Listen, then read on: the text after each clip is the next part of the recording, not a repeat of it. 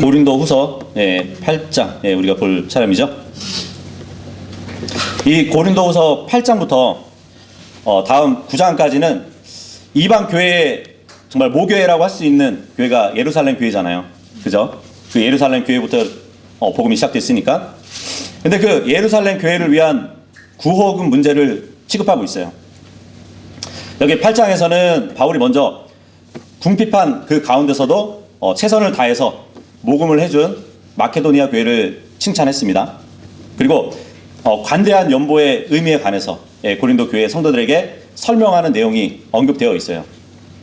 그 이 모금의 배경은 사도행전 11장 27절에서 30절의 내용 있으니까 참고해 보시면 되고, 그러니까 예루살렘에 극심한 기근이 있었어요. 그리고 다들 유대인 출신이라 유대교 공동체에서 출교를 당했잖아요. 그래서 그 성도들의 형편도 어려웠고, 또 외부에서 오는 박해로 인해 가지고 바울은 마케도니아 교회가 어려운 가운데서도 넉넉한 그 모금을 한 사실을 고린도 교회에게 알려줬어요. 그리고 그 고린도 교회도 모금에 기꺼이 동참하기를 권고하는 그 내용이라고 보시면 됩니다.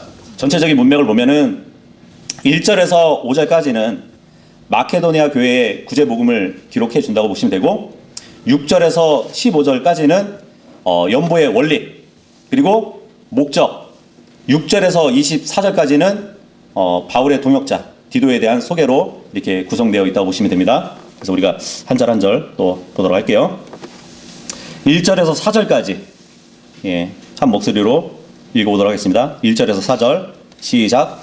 이뿐만 아니라 형제들아, 우리가 마케도니아의 교회들에 부여된 하나님의 은혜에 관하여 너희에게 알리고자 하노니, 고난에서 비롯된 크나큰 시련 속에서 그들의 넘치는 즐거움과 그들의 심각한 빈궁이 풍족해져서 그들이 관대한 연보를 넘치게 하기에 이르렀다는 것이라.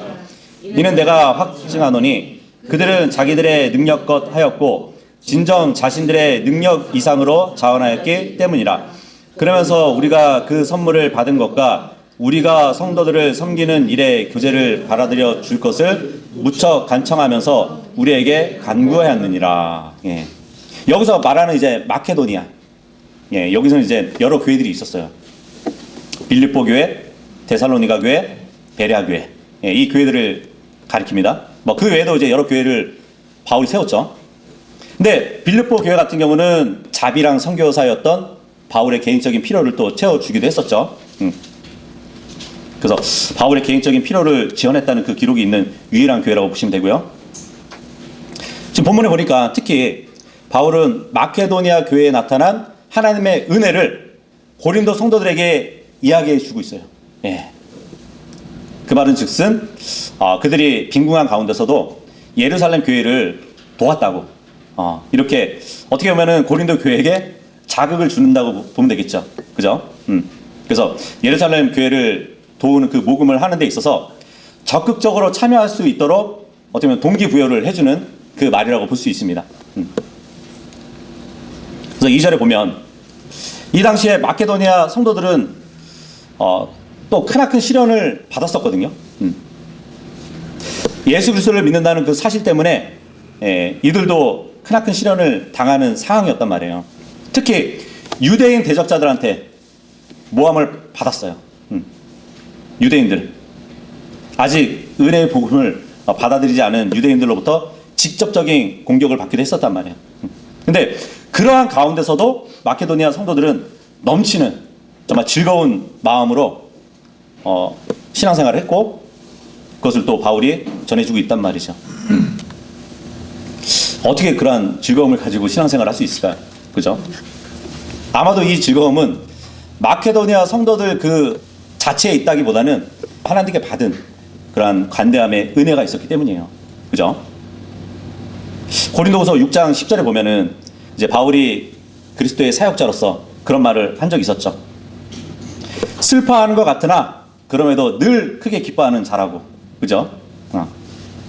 그런 것처럼 위로자 성령님께서 바울에게 있을 때 늘 슬퍼하는 것 같지만 크게 기뻐하는 자들처럼 마케도니아 성도들에게도 위로자 성령님이 계시다면 늘 크게 기뻐하고 즐거워할 수 있었겠죠. 그죠? 그래서 그들의 신앙이 매우 성숙한 수준에 있었다는 것을 또 말했습니다. 바울이 또 이어서 그런 말을 했잖아요. 가난한 것 같으나 그럼에도 많은 이들을 부유하게 한다고. 아무것도 없는 것 같지만 그럼에도 모든 것들을 소유하고 있다고. 심각한 빈곤 가운데서도 정말 관대한 연보를 넘치게 할 수 있었던 것은 바울과 같은 이러한 믿음과 그런 마음이 있었기 때문에 해줄 수 있다는 것이죠. 9절에 보면 이는 우리 주 예수 그리스도의 은혜를 너희가 알고 있기 때문이니 곧 그분께서 부요하셨음에도 불구하고 너희를 위하여 친히 가난하게 되신 것은 너희로 하여금 그분의 빈궁을 통하여 부요하게 되도록 하려 하심이라. 이 말씀을 해주시잖아요. 그죠? 그러니까 마케도니아 성도들은 심각한 빈국이 오히려 풍족해져가지고 관대한 연보를 넘치게 할 수 있었다는 것을 말해준단 말이죠. 부요했음에도 불구하고 가난하게 되신 그 예수 그리스도를 소유했다면 모든 것을 가진 것이에요. 그죠? 그래서 자신이 지금 가지고 있는 만큼만 만족한다면 가난한 게 아니에요. 사실 그 자체로 부유한 상태인 것이에요. 그래서 바울은 그 성도들을 보고 3절에 성도들은 자신들의 능력껏 했고 근데 자신들의 능력 이상으로 또 자원을 했다고 말을 해주고 있습니다. 대단한 신앙이죠. 심각한 궁핍에도 불구하고 어려움 중에 있는 그 성도들이 자기들보다 더 어렵다고 생각을 하고 그렇게 연보를 했다는 얘기예요. 이게 형제 사랑 아니면은 결코 이루어질 수 없는 것이죠. 그죠? 근데 지금 바울이 마케도니아 성도들을 칭찬하고 있잖아요. 기부한 그 액수가 또 많았던 것으로 또 보여집니다. 근데 지금 바울이 칭찬한 그 기준은 그 액수에 있는 것이 아니에요. 마케도니아 성도들의 마음이 하나님을 향한 믿음이 컸고 또 성도들을 향한 그 사랑을 칭찬하고 있는 것이에요. 그리고 이제 마케도니아 같은 경우는 이 당시에는 뭐 여러 요인 때문에 좀 궁핍한 가운데 있었어요. 이 마케도니아가 3번의 전쟁이 있었거든요. 그래가지고 지역들이 곳곳이 황폐화된 그러한 상황이었단 말이에요. 뭐 첫 번째는 율리우스 카이사르하고 폼페우스 사이에 전쟁이 있었어요. 그리고 두 번째는 카이사르를 암살하려고 했던 브루투스하고 그 반대편에 있는 사람들하고 또 전쟁이 있었고요. 그리고 세 번째는 옥타비우누스하고 안티오누스 그 사이에 전쟁이 있었어요. 이 3번의 전쟁이 있어가지고 이 당시에는 조금 황폐화된 곳이 많이 있었거든요. 그렇다면은 그러한 것을 바로 또 이렇게 재건하려면 무엇이 필요하겠어요? 돈이 많이 필요했었겠죠. 그죠? 그래서 세금을 많이 걷었단 말이에요. 그래서 마케도니아 이 사람들 상태도 너무 처절했어요. 그 당시에는. 그래서 오죽하면은 막 세금을 감면해 달라고 티베리우스 황제에게 탄원까지 막 제출하고 그랬던 상황이었거든요. 그래서 특히 이제 대부분의 초기 그리스도인들이 이 사회의 저소득층이었단 말이에요. 그런 사람들이 넘치는 연보를 했다는 것은 정말 하나님의 도우심이 아니라면 이룰 수 없었던 것이에요. 그죠? 이 당시에 뭐 마케도니아는 로마의 또 지배에 있었단 말이죠. 그렇기 때문에 금강에서 일하는 사람들, 뭐 은강을 캐는 사람들, 그리고 선박용 그 나무를 베는 일들이 주로 업이었어요. 근데 그러한 일들을 누구한테 시켰냐면 우선적으로 로마인들에게 시켰단 말이에요. 그러니까 로마인들에게 그러한 일들을 다 주니까 일자리까지 빼앗겼던 그러한 상황이었거든요. 그런 구조적인 가난을 겪고 있었던 이 성도들이 능력 이상으로 연보를 했다는 얘기예요. 이건 기적이죠, 기적. 그죠? 뭐 어떤 분은 이 시기적으로 보면은 마케도니아는 전체적으로 이제 농업, 광업, 목재 산업이 이렇게 그 당시에 번성했기 때문에 그렇게 심각한 빈곤 상태는 아니었다고 그렇게 주장하시는 분들도 있거든요. 근데 만약 그럼에도 불구하고 정말 마케도니아 교회들의 형편을 심각한 빈곤으로 이렇게 표현을 했다면 그것은 경제적인 이유보다는 그들에게 가해진 박해의 결과로 또 볼 수도 있겠죠. 근데 어쨌든 이러한 악조건 속에서도 마케도니아 성도들은 관대한 연보를 넘치도록 했다는 얘기예요. 마치 자신의 전 재산을 하나님께 바친 가난한 과부가 또 이렇게 떠오르지 않나요? 극심한 가난 속에서도 자기들이 줄 수 있는 것을 모두 준 그러한 성도들의 그 내면을 우리가 볼 수 있단 말이죠.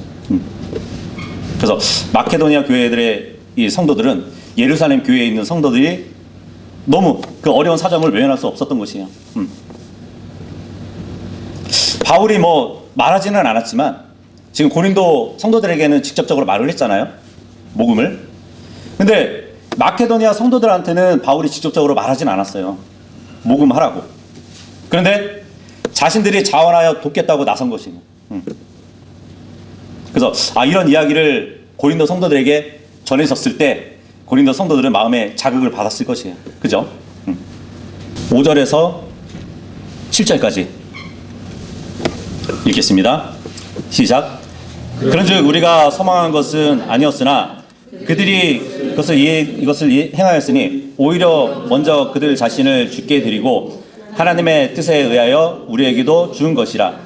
우리가 디도에게 요청할 정도였으니 곧 그가 시작했던 것 같이 그 동일한 은혜 또한 그가 너희 가운데서도 이처럼 완수하라는 것이라. 그러므로 너희가 모든 일에 있어서 저마다 넘치는 것 같이 곧 믿음과 발언과 지식과 모든 부지런함과 우리를 향한 너희의 사랑에 있어서 넘치는 것 같이 이 은혜에 있어서도 너희가 넘치도록 힘쓰라.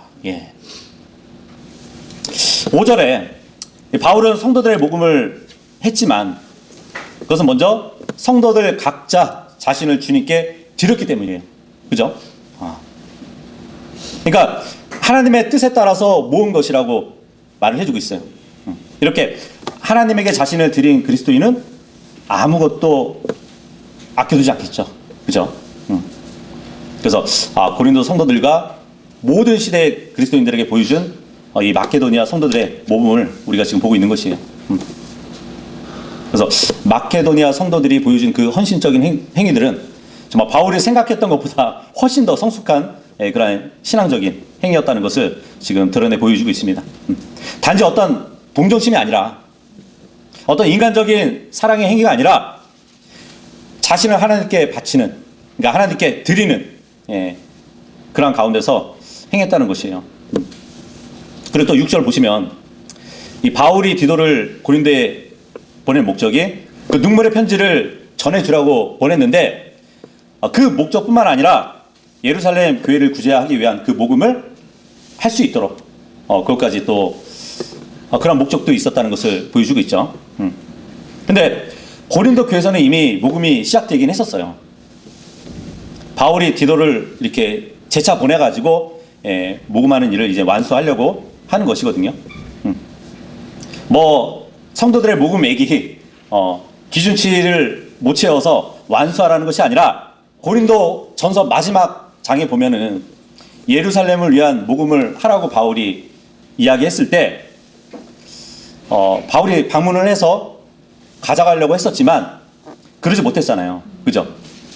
그 여행 계획이 틀어지는 바람에, 그러니까 조금 미뤄지는 바람에 어떻게 보면 이 복음이 조금 지체되었던 것 같아요. 그래서 이제 디도를 보내가지고 좀 지체되었던 그 복음 일이 완수되도록 한다는 것을 말씀해주고 있습니다. 8절에서 11절 읽겠습니다. 시작. 나는 명령으로 말하지 아니하고 다른 이들의 열성을 계기로 말하노니 너희 사랑의 진심을 입증하고자 함이라. 이는 우리 주 예수 그리스도의 은혜를 너희가 알고 있기 때문이니 곧 그분께서 부요하셨음에도 불구하고 너희를 위하여 친히 가난하게 되신 것은 너희로 하여금 그분의 빈궁을 통하여 부요하게 되도록 하려 하심이라. 그런즉 이 점에 있어 내가 나의 충고를 주노라. 이는 너희가 1년 전부터 먼저 시작하여 행하였을 뿐만 아니라 열성이 있었으니 이렇게 하는 것이 너희에게 이롭기 때문이라. 그러므로 이제 그것을 실천하여 완수하라. 이는 너희가 자발적으로 할 준비가 된 상태였던 것 같이 너희가 가진 것에서도 그렇게 실행하게 하려 함이라. 이 8절에 보니까 나는 명령으로 말하지 아니하고 다른 이들의 열성을 계기로 말한다고 그렇게 얘기해주고 있어요. 사도 바울은 하나님께 부여받은 사도권이 있었잖아요. 그죠? 그래서 성도들에게 유익한 일이라면 명령할 수 있는 위치에 있었어요. 예. 그런데 결코 명령으로 고린도 성도들을 이끌지 않았다고. 다만 방향만 이렇게 제시하고 권유하고 호소만 했다고 말해주고 있는 것이에요. 물론 이제 바울이 명령으로 이렇게 이행하지 않았던 이유는 마케도니아 교회처럼 그 고린도 성도들도 자발적으로 사랑을 가지고 실천할 수 있도록 촉진하기 위해서 그렇게 볼 수 있거든요. 그리고 이 성도들의 자원함으로 인해서 그 드려진 모금만이 정말 하나님께 합당한 모금이라고 생각했기 때문이에요. 그래서 명령으로 하지 않았다고 말을 합니다. 그리고 너희의 사랑의 진심을 입증하고자 함이래요. 그렇죠? 명령에 의해서 한 것이면은 의무적으로 한 것이잖아요. 근데 이 고린도 성도들이 자발적으로 사랑을 가지고 연보를 했다면 자신들의 사랑을 입증하게 되는 것이잖아요. 그렇기 때문에 내가 명령을 하지 않았다 말을 해주고 있습니다. 만약에 내적 헌신이 아니라 명령이 주어져 가지고 모금을 했다면 그것은 바리새인의 외식 행위와 다를 바가 없는 것이에요. 그죠? 누가복음 21장 4절에 보면은 자신의 내적 헌신으로 연보를 한 과부가 있죠. 예수님이 말씀하시잖아요. 이들 모두가 자신들의 풍요한 가운데서 하나님께 드리는 제물들로 던져 넣었으나 그녀는 자신의 빈곤한 가운데서도 그녀가 가진 생활비 전부를 던져 넣은 것이기 때문이라. 그래서 바울은 고린도 성도들의 진실함을 의심치 않았고요. 그 모금에 담긴 그들의 사랑이 진심이라는 것을 확신했던 것이에요. 또 구절을 보면 이제 또 정말 우리가 예수 그리스도께서 얼마나 관대하셨는가를 또 말해주고 있어요. 예수님은 너무 관대하셔가지고 그분의 가난함으로 우리를 영원히 부유하게 하셨대요. 예수 그리스도의 은혜. 이 은혜라는 것은 받을 자격이 없는 자에게 주어지는 그 호의를 말하는 것이거든요. 주님은 모든 것을 만드셨죠. 그러면 그 모든 것을 취하시는 분이세요. 그죠? 그런데 그분이 가진 모든 것을 우리를 위해 주신 거예요. 마치 노숙자를 본 부자가 자신의 모든 재산을 노숙자에게 줘요. 그리고 자신이 노숙자가 되는 것이에요. 그런 이치를 말해주고 있는 것이거든요. 그러니까 우리가 동화 보면은 거지 왕자 있잖아요. 그 주인공이 예수님이에요. 그리고 10절에 보니까 고린도 성도들이 예루살렘 교회를 위해서 구호금을 이렇게 모으기 시작한 지가 벌써 1년이 됐대요. 그러니까 바울의 여행이 변경이 돼서 바울이 언제 올지 모르는 그러한 상황 가운데 있었던 그 기간이 1년이 지났다고 합니다. 어떻게 보면 좀 흐지부지하게 되었다고 볼 수 있겠죠. 거기다가 이제 교회 안에는 바울의 사도권을 의심하는 그런 사람들도 있었고요. 근데 그런 사람들이 또 다른 성도들을 회유하고 또 논쟁과 다툼이 있었단 말이에요. 그래가지고 아마 이 모금 일이 중단되었을 것 같아요. 근데 그 와중에도 대다수 성도들은 바울에 대한 그 신실함을 재확인했기 때문에 그 계획을 이제 모금의 계획을 다시 한번 진행할 수 있었던 것이라고 볼 수 있겠죠. 어쨌든 지체된 그 이유가 무엇이든 간에 그것에 상관하지 말고 성도들이 마음에 원했던 것을 성취하라고 완수하라고 바울이 11절에 말하고 있는 것입니다. 12절에서 15절까지 읽겠습니다. 시작. 이는 먼저 어떤 자원하는 생각이 있다면 사람이 가진 것에 따라 그것이 기꺼이 받아들여지기 때문이요 자신이 가지지 않은 것에 따르지 아니하기 때문이라. 이는 다른 사람들은 안락해지고 너희가 부담을 져야 한다는 뜻으로 내가 말하는 것이 아니라 다만 균등함에 의한 것이니 지금 이때에는 너희의 중요함이 그들의 궁핍을 위한 공급이 되게 그들의 풍요함 역시 너희의 궁핍을 위한 공급이 되게 하려 함이니 이로써 균등함이 있게 하려 함이라. 기록된 바와 같으니 많이 거둔 자도 남지 아니하였고 조금 거둔 자도 전혀 부족하지 아니하였더라 하였더라. 여기 12절에 보니까 사람이 가진 것에 따라 그것이 기꺼이 받아들여지기 때문이요 그러죠. 자, 여기서 받아주시는 주체는 하나님이에요. 물론 이제 예루살렘의 성도들이 그 복음을 받지만 사실 여기서 받아주시는 주체는 하나님이라고 보시면 돼요. 그러니까 고린도 성도들의 연보가 가시적으로 예루살렘 교회의 가난한 성도들에게 도움을 되겠지만 궁극적으로 받아주시는 분은 하나님이라는 그 사실이에요. 근데 바울은 여기서 그들에게 얼마나 많은 돈을 보내느냐, 그것이 중요한 것이 아니라고 상기시켜주고 있는 것이에요. 만약 그들이 이러한 좋은 일에 동참하는 데 있어서 자원하는 그 진실된 영을 가지고 있다면 그것이 비록 보잘것없다 할지라도 하나님은 그들의 소유를 기꺼이 수락해 주신다는 그 말을 해주고 있는 것이에요. 그러니까 중요한 것은 그들의 진실된 마음의 자세인 것이에요. 그래서 하나님께서 구호금을 받으실 때 그 드려진 것의 양을 보시는 것이 아니라 드리는 사람의 마음을 중요하게 보신다는 것이에요. 그러니까 많이 소유한 자가 많이 드리는 것과 적게 소유한 자가 조금밖에 드리지 못하는 것 그 사이에는 어떠한 가치의 차이도 없다는 것이에요. 그죠? 다만 하나님께서 받으셨다는 그 사실이 중요한 것이에요. 여기 13절 보시면 이는 다른 사람들은 안락해지고 너희가 부담을 져야 한다는 그러한 뜻으로 내가 말하는 것이 아니라고 그렇게 말해주고 있죠. 모르겠어요. 어떤 성도들 중에는 내가 이 복음을 내는데 남은 편하게 해주면서 그들의 짐을 내가 지고 있는 것이 아니냐고 그렇게 불평을 했던 것 같기도 합니다. 근데 바울은 있는 자의 재물을 거두어서, 그러니까 준 사람을 가난하게 하고 그 성도에게 거둔 재물로 가난한 성도를 부유하게 한다는 그러한 일이 아니라고 지금 분명히 밝히고 있는 것이에요. 중요한 것은 가진 자나 가지지 못한 자나 모두가 균등하고 공평하게 하기 위한 것이라고 지금 말해주고 있는 것이에요. 다만 이제 넉넉한 자가 자원하는 마음으로 가난한 자에게 자신의 소유를 나누는 것이라고. 이것이 바로 그리스도인들의 공동체 의식이라고 또 볼 수도 있겠죠. 어떤 분은 이 구절을 가지고 사회주의가 이런 모양이라고, 성경은 사회주의를 가리키는 것이라고 그렇게 말하시는 분들도 있어요. 근데 사회주의 같은 경우는 사유재산을 공동관리하는 거잖아요. 그죠? 그러니까 사유재산이 없이 평등하게 관리하면서 조화를 이루는 그 사회를 말해줘요. 그래서 좀 굉장히 비슷해 보이긴 하지만 본문의 이제 균등의 원리라는 것은 누군가 똑같이 배분해 주는 것이라기보다는 개인의 사유 재산이 많고 적음에 따라서, 그러니까 비율적으로 자원해 주고 또 이렇게 주고받는 동등하게 만들어가는 원리라고 보시면 돼요.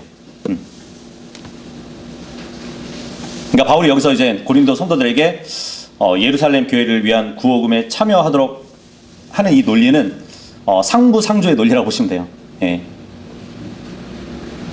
15절을 보니까 기록된 바와 같으니 많이 거둔 자도 남지 아니하였으며 조금 거둔 자도 전혀 부족하지 아니하였더라. 그러니까 바울이 지금 제시한 균등의 원리에 더 강한 설득력을 부여하기 위해서 지금 무엇을 빗대어서 얘기하냐면 광야에서 이스라엘 백성들에게 만나를 내려주신 그 방식을 제시하고 있는 것이에요. 출애굽기 16장 18절에 보면 이스라엘 사람들이 이제 하늘에서 내리는 그 만나를 거두잖아요. 그죠? 근데 몇몇은 다른 사람들보다 더 많은 양을 거둘 수 있었어요. 그죠? 근데 그것은 중요한 것이 아니었어요. 만나가 이렇게 분배될 때 이제 각 사람이 같은 양을 받게 된 것이에요. 한 오멜씩 그렇게 받았죠. 그러니까 결국 많이 거둔 자가 적게 거둔 자에게 나눠졌단 말이에요. 그래서 모두가 부족하지 않게 그렇게 만들어졌다는 것이죠. 근데 그 중에도 어떤 사람은 만나를 몰래 저장하는 사람들도 있었어요. 그죠? 근데 그 만나가 결국 어떻게 됐죠? 벌레가 생기고 말았죠. 그래서 바울은 이 광야의 이야기가 정말 하나님의 백성들에게 적용될 수 있었던 것처럼 교회도 이러한 원리가 있어야 된다는 것을 말해주고 있는 것이에요. 그래서 하나님께서는 과거 광야에서 직접 개입하셔가지고 이스라엘 백성들을 그 백성들의 필요를 충족해 주셨던 것처럼 정말 이 시대에도 교회에 개입하셔가지고 그러한 경제적인 균등을 이루게 하실 거라는 것을 말해주고 있습니다. 16절에서 18절까지 시작. 그러나 하나님께서 감사들을 받으시기를 바라노라. 그분께서 너희를 위하여 디도의 마음속에 그 같은 열렬한 관심을 넣어 주셨느니라. 이는 정녕 그가 그 권면함을 기꺼이 받아들였고 오히려 더욱 열성이 있어 자기 자신의 뜻으로 그가 너희에게로 갔기 때문이라. 그리고 우리가 그와 함께 그 형제를 보냈으니 그는 모든 교회들에 걸쳐 복음으로 찬사를 받은 자라. 예. 지금 바울은 우선적으로 모금하는 일에 있어서 디도가 관심을 함께 나눈 것에 감사를 지금 표하고 있어요. 그러니까 지금 디도를 칭찬한다는 얘기예요.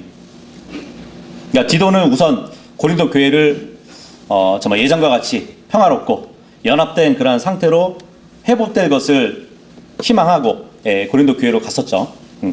그런데 바울의 편지를 보았던 성도들이 회개했잖아요.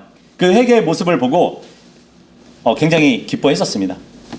그러한 가운데서도 바울이 시작한 그 모금을 이 디도가 완수할 것을 말해주고 있는 것이에요. 그래서 이 디도도 그 모금하는 일이 바울의 몫으로만 생각하지 않았고 자신도 그 몫을 나누어서 진행하기 위해서 고린도에 가기로 자원했다는 것을 말해주고 있어요.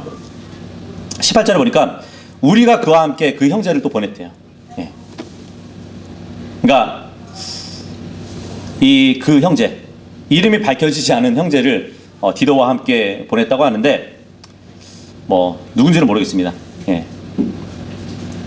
어쨌든 이 디도와 이름을 밝히지 않은 이 다른 사람을 위임했다고 하는데 디도나 이 이름 없는 이 성도가 교회에서 신임을 받았기 때문에 그 일을 할 수 있다는 것이에요.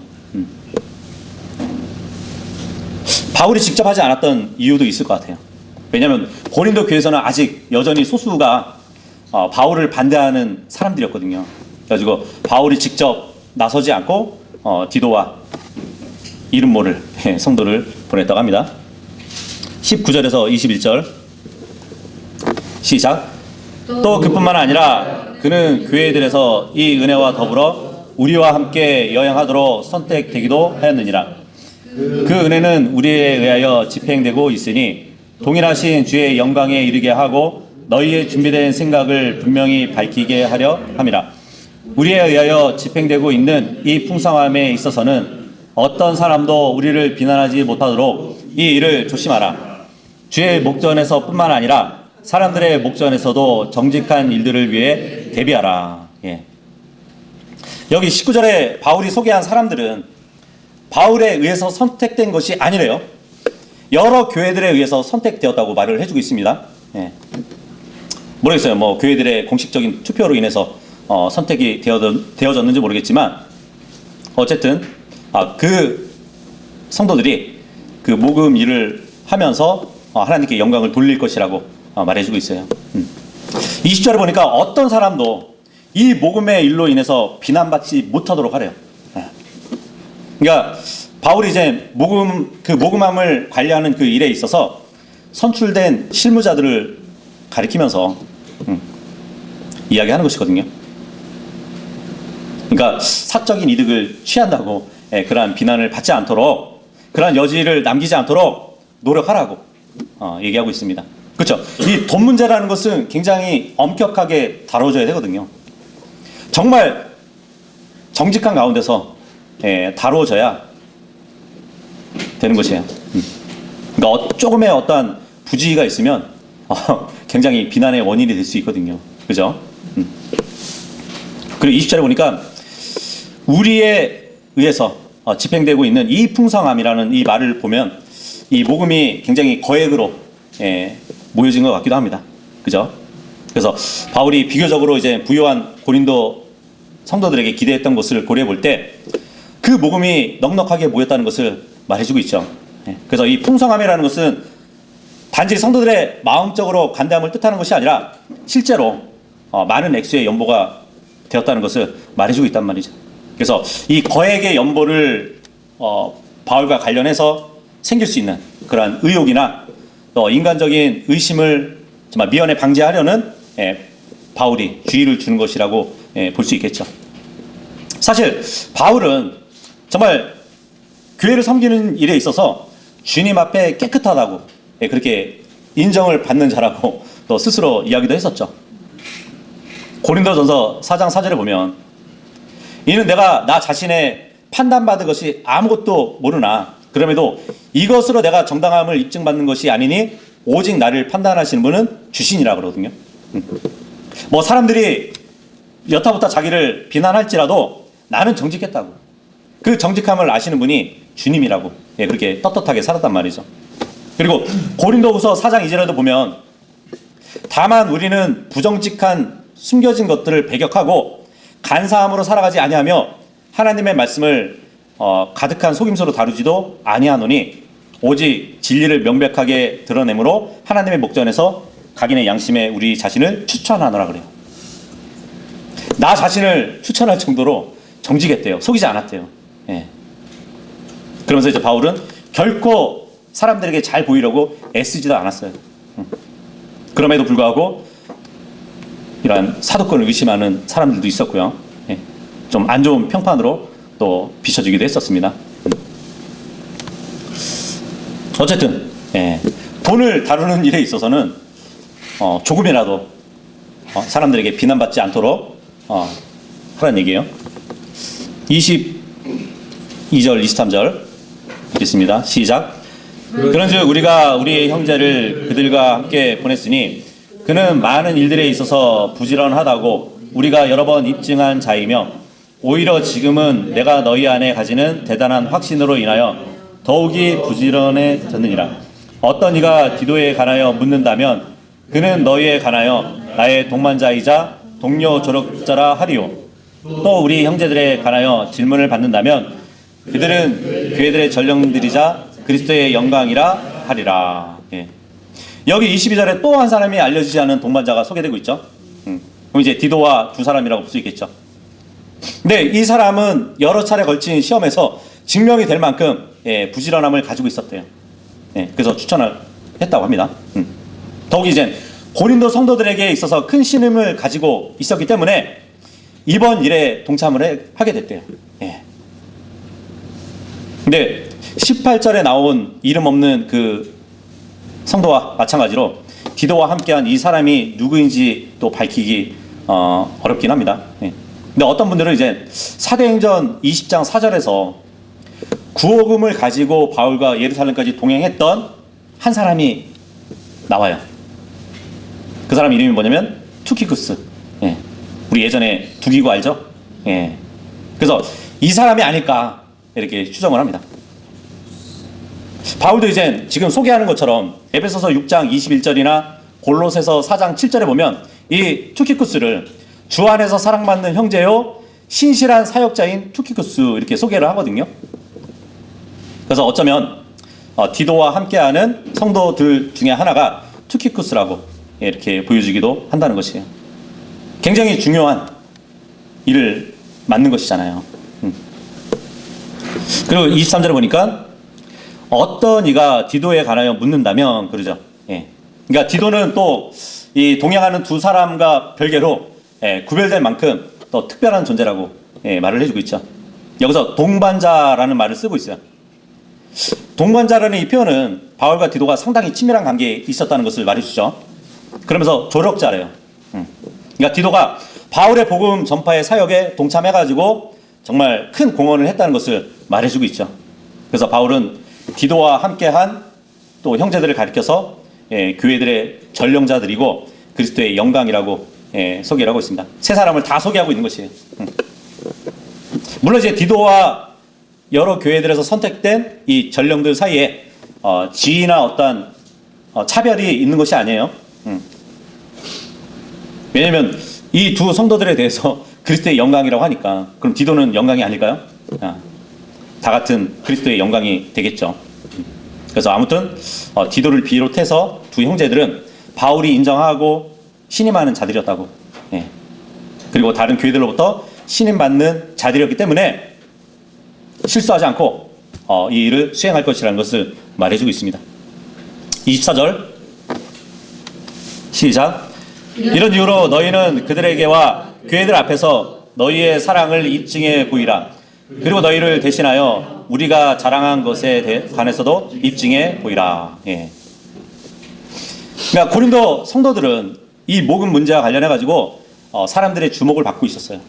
어쩌면 이 고린도 교회의 명예가 달린 문제라고 볼 수 있겠죠. 그래서 이 성도들이 취할 수 있는 적절한 반응은 다른 교회와 전심으로 협력하고 유대에 있는 가난한 그 그리스도인들에게 관대함을 베푸는 것이었어요. 예. 그래서 우리가 이제 이 고린도후서 8장을 전체적으로 봤는데, 이렇게 참된 연보를 드리는 것은 인색함이 따르거나 억지로 하는 것이 아니라 기쁨으로, 그리고 감사함으로 줘야 된다는 것을 말해주고 있어요. 그러한 성도의 자세를 깨닫게 한단 말이죠. 비록 가난한 성도들을 위한 모금이었지만 그것은 하나님이 받으시는 물질이었어요. 그래서 하나님께 드린다 하면은 무엇이 생각나죠? 하나님께 바치는 희생물이 생각나잖아요. 그래서 주님은 그 물질 자체도 하나님이 받으시는 희생물이라고 빌립보서 4장 18절에 말씀해주고 있어요. 그러나 나는 모든 것을 가지고 있으며 풍족하니라.